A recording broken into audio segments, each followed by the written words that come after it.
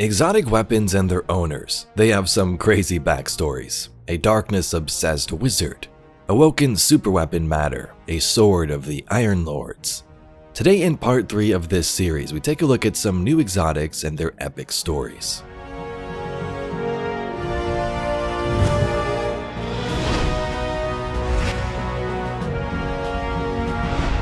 You cannot shake the feeling that this is less a weapon than a doorway.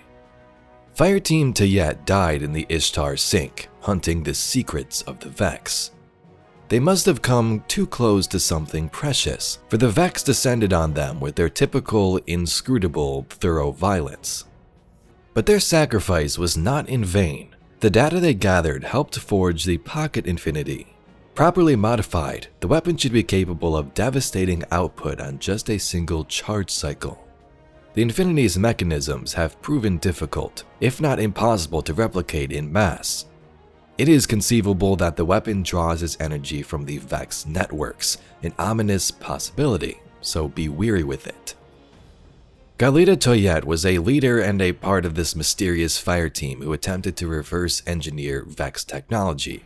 They succeeded on Venus, thus creating the Pocket Infinity. Now this fire team is very infamous for their secrets on Venus. They were also a part of the Great Hunt, and Galita specifically wished for an Ahamkara to take the form of a Vex so she could study it more closely. This may have had a part to play in her studies, and Fireteam's eventual success in learning as much as they could before the Vex threat was too much, killing them all. Although a fusion rifle, its perk Pocket Infinity fires in full auto mode and has a chance to return rounds that miss to the magazine. And although this weapon was crafted from technology likely found on Venus, the Pocket Infinity along with some other weapons have the Rasputin logo somewhere on the weapon model, adding to the mystery even further. Testo, you know how much trouble this weapon has caused. Testo is another exotic fusion rifle that originally released in the Taken King. Destiny 2's Curse of Osiris as a heavy weapon, then moved to the energy slot in Forsaken. Besides the millions of glitches and secret caused, here's what we know on its backstory. The Testo bears the symbol of the Cassoid weapon manufacturer of this city. Cassoid has created other weapons like Ariana's Vow and Dead Messenger, some very different and heavy-hitting weapons. This Cassoid insignia can be seen in the perk slot and not on the actual gun itself. And although it bears that weapon manufacturer, it also can be connected to the Awoken, given its design and Marisov's Harbingers. In the Taken King's Grimoire card for the weapon, a paladin is surveying what remained after the battle with Oryx and found something out of the ordinary.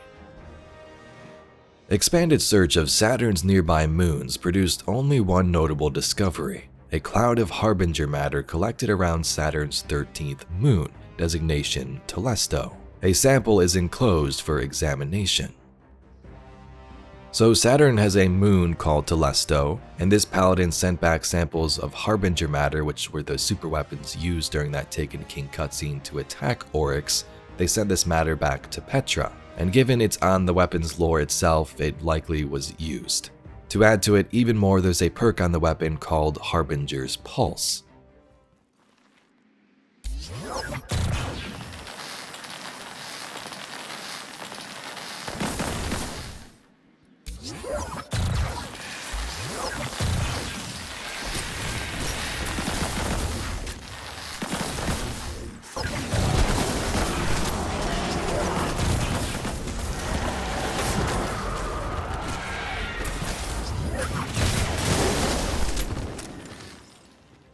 Last year or the year before, whenever that Testo mini event was going on, Testo was going crazy and many believed it had a mind of its own. Normally it shoots these fusion projectiles that attach and detonate with a delayed void blast called Unplanned Reprieve. Harbinger's Pulse multi-kills with this weapon immediately reload your equipped kinetic and energy weapons from reserves. So that's how it worked normally, but in that strange weekly span which awarded an emblem, the Testo changed. Projectiles work differently and remind many of the Harbingers themselves.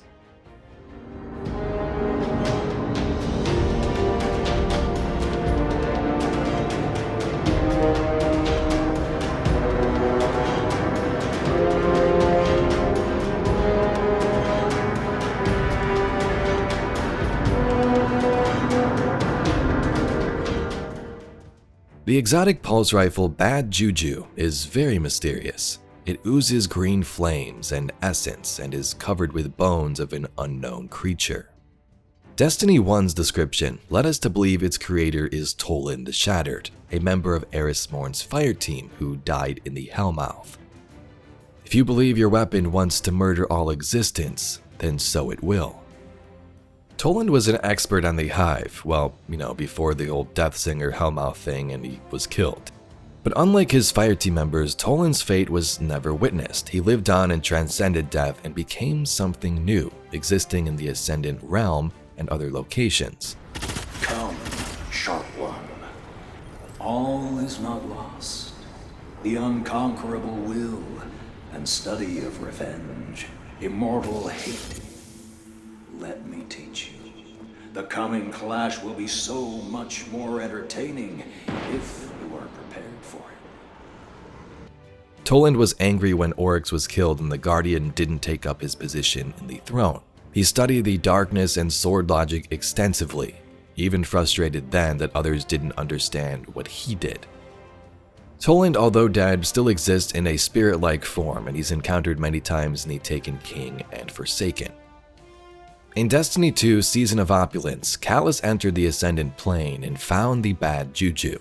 He took it back to his Leviathan, trying to lure Toland there to solve his Crown of Sorrow problem with Galron. And once our Guardian found and opened the Tribute Hall, this led to our quest to obtain it in Destiny 2.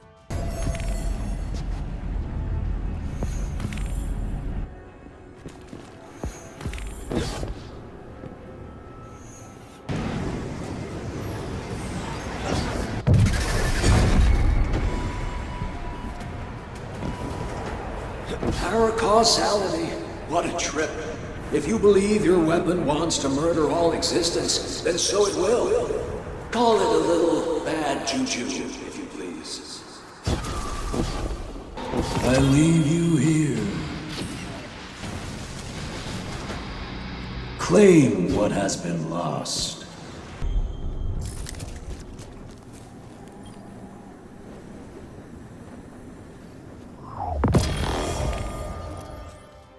You have stepped in and out of sharp-edged worlds, hewn gods into blunt factions, twinned yourself with the powers whose names cannot even be held in the language of little gray cells. You think yourself very high up on the pyramid of Contumely. If only you knew how high that pyramid goes. Higher than I knew when my radiant killer unsung me from a biological squalor. Or when I witnessed a royal secret turn death into a chrysalis. Higher than I described in my journals, or told to our mutual three-eyed friend. Higher than even I, sailor upon the sea of screams that I am, can yet see. Perhaps I will tell you about them. You are right to ask why I would do so. Very good, dear squanderer. Your intentions have grown sharp as thrall teeth.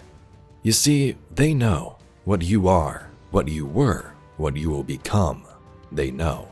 What lean tithes you are to them, soft whetstones make for dull blades. This I define as the truth and tension of the rope. To bind, one must apply force at both ends. I think perhaps I will tell you after all. We know Toland is attuned to the sword logic and darkness. In this card, he addresses the Guardian, how they've traveled through the Sea of Screams and the Ascendant Plane worlds, and he wishes to offer us some more knowledge. He cryptically notes that they are aware of the Guardian's nature and destiny. Personally, I'm unsure what he's referencing here. Is it just the Hive gods at that point in time when the Bad Juju came out because we didn't really interact with Savathun or Xivu yet? Is this the Witness and their many forms conformed into one body, or a higher power than even that? The bones on the Bad Juju, though, seem to belong to an Ahamkara, and the quest in the Leviathan and Ascendant Plane helped recontain that essence. The Bad Juju is a pulse rifle and its perk is called String of Curses. Kills refill the magazine and increase damage for a short duration. Also grants super energy based on the strength of the String of Curses. Fires full auto.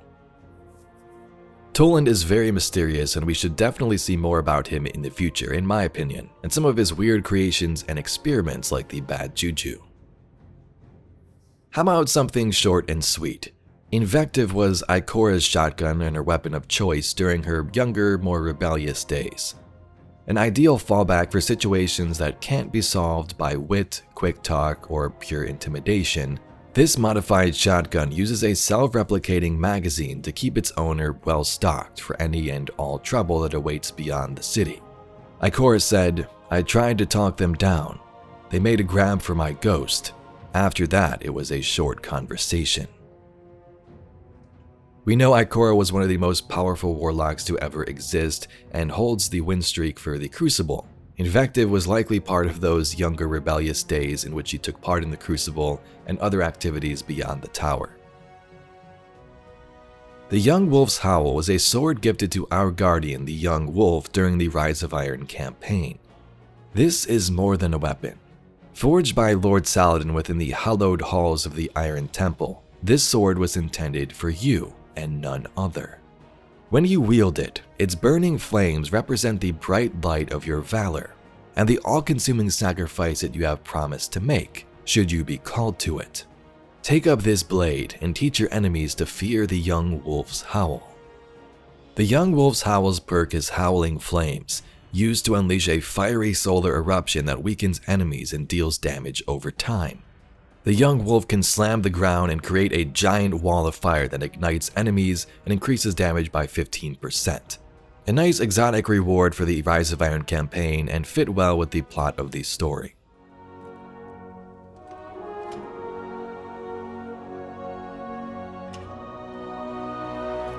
Approach. There was a time that only Iron Lords carried these blades. There are many like this in our armory, but this one is new. It is yours, Young Wolf. You are the first of a new generation. Take your place as an Iron Lord.